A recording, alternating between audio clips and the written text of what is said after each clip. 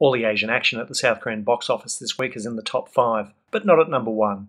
Heading the top of the chart this week is American Tina science fiction film Maze Runner: The Death Cure, which took in almost 10 million in its opening week.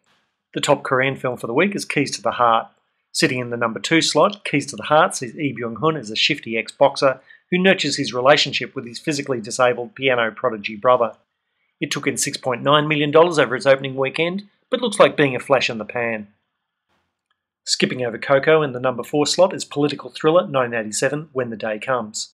The story of the dying days of dictatorship in South Korea, this film manages to successfully fold a teen romance into the second half of the political intrigues of the first half without losing any of the dramatic impact. 1987 took $3.6 million over its 4th weekend and now has a cumulative total of $50.2 million. And at the number 5 slot this week, box office phenomenon Along with the Gods, The Two Worlds took an additional couple of million over its 5th weekend and reached a cumulative tally of $101 million. As the South Korean box office is calculated on the basis of tickets sold rather than funds collected, Along with the Gods, The Two Worlds has now become the 3rd most popular Korean film ever, overtaking Woo Sung-won's crime thriller Veteran, and feasibly will surpass Oh to My Father within the week.